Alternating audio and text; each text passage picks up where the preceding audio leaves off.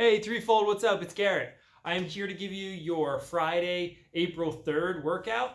So this workout today is going to be 5 rounds for time. It is going to consist of 20 weighted Russian twists, 20 walking squats, and then you have a third movement each round that is actually going to change every single round for you guys. It's going to be a different movement for all 5 rounds. So the Russian twist, you guys are going to take some kind of weight or odd object and sit on the ground here. You're going to take your object, you're going to tap the ground, and then go to the other side, tap the ground. Every single time you tap the ground, it's going to count as a rep. So you're going 1, 2, 3, 4, and so on. So the further out you put your legs or your feet away from you, the harder this is going to get. Also, the more you lean back, the harder this is going to get.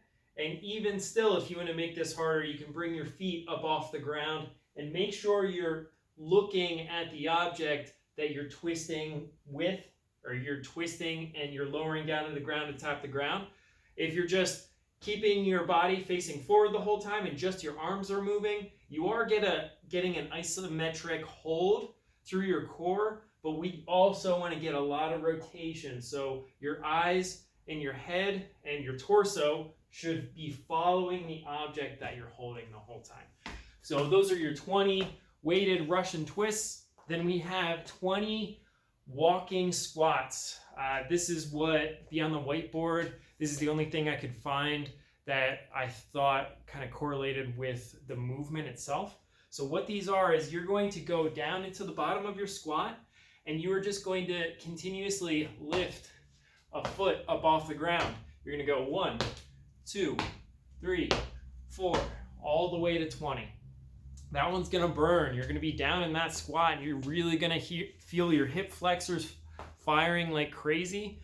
And then your legs are just going to go nuts too for 20 reps. So those are the first 2 movements, and then your third movement every round, it's going to change like I said before.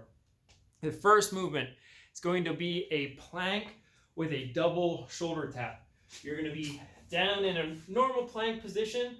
So on your hands, arms are fully extended. Your hands are going to be pretty much right underneath your shoulders. And for this, you're just going to shift to one hand, then bring the other hand up off the ground, tap your shoulder, and then just alternate. You're going to make 2 shoulder taps to equal 1 rep. So you can just concentrate on one hand that comes up to the shoulder and then count it as 1. So if I start here, tap 1, 2, and so on. So every time my left hand was coming up to tap my shoulder, that's when I would actually count it as a rep. So you have 38 reps of that to do.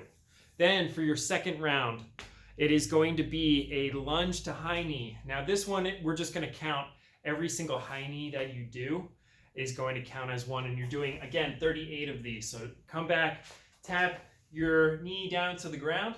And then as you come up, shove it into the air as high as you can get it. And then when it comes back down, you're taking the other leg back, tapping the ground with your knee, and then shoving that up to the ceiling. You want to make these as fast as you possibly can as you're alternating. Then your third movement is going to be a push press. So if you have an odd object, I keep showing the backpack that I have here. You can load this guy up if you don't have anything else. And then you are just going to do a very small dip. Try and keep your weight in your heels, chest up for this. You should just do a very small dip, and then you're going to pop right back up. Once you pop up, you want to use that momentum to launch this object up over your head. So it's just a small dip, drive, dip, drive. And then if you can do this really fast and maybe you don't have a hat on that's going to pop right off if you go too quickly, then you can do it a little bit quicker. If you have dumbbells, kettlebells, a barbell, any of those would be really good substitutions for an odd object, obviously. So again, 38 reps of that. Then for your fourth round, you are doing a double count ice skater. This is the one where you're going to start at a stand, you're going to step over to one side, and then the opposite leg goes back behind you a little bit. So you're going to do a double count of this. It'll look like this. 1, 2, 3, 4, and so on. This is really gonna burn your legs up, especially on the sides and on the insides of your legs, because you're stabilizing every single time you take a step. And right now I have these slip-on shoes that every time I take a step, it feels like they're gonna fall off. So it makes it a little harder. But then your 5th round that you're gonna be doing is an inchworm burpee. Inchworm burpee, excuse me. I'm going to walk my hands out to a plank position. Then I'm going to actually come down into a burpee, come back up, walk my hands back to my feet, and then jump up and end it just like I would a normal burpee.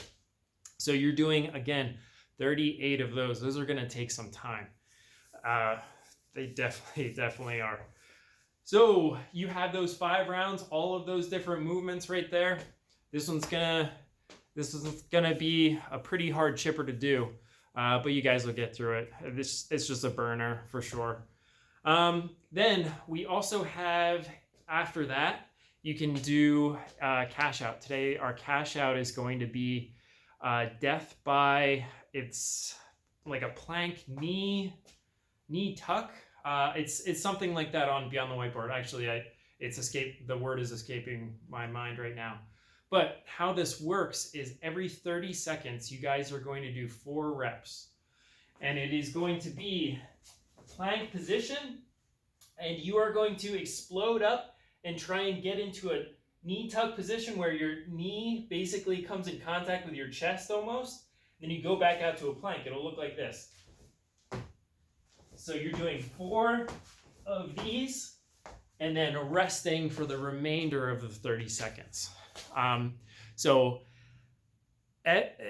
you do your first 4, then you are increasing that to 8 in the next 30 seconds. So like I said, 4 in the first 30-second window, then you're doing 8 in the next 30-second window, and then you're doing 12, and so on. Just keep adding 4 until you just can't do the number of those plank knee tucks that you're supposed to do in that 30-second window. If these are really, really tough for you and that explosiveness just isn't really happening, what you can do is you can just hop your knees basically into your chest, and you can come into this tuck position and then come back out to a plank. So whether you're doing these knee tucks in the air or you're doing a kind of like a modified version where you're hopping forward and hopping back again, I want you guys to try and come out to this plank position every single time. So even if you're doing them like this, or you're doing the modified version, try and keep coming back to that plank position. All right, so before all of that, you have your warm-up. The warm-up is going to consist of 3 rounds, and it is going to be 25 seconds of work with a 10-second rest in between each movement. We're doing 4 movements here. It's going to be an inchworm to an up dog, which is going to be very similar to the inchworm burpee that we're doing. Walking your hands out to your plank position, then you're going to drop your hips. Drop your hips to the ground, and then try and look up at the ceiling. Get a nice stretch here for a second or 2, and then you can walk your hands back to your feet, and then just keep repeating that for 25 seconds. The next movement is going to be plank jacks. We're going to go into a plank position, and then from here, our feet are going to separate and then come back together. Just like you're doing a jumping jack, but you're in that plank position. Then for your 3rd movement, you're just going to do a squat hold.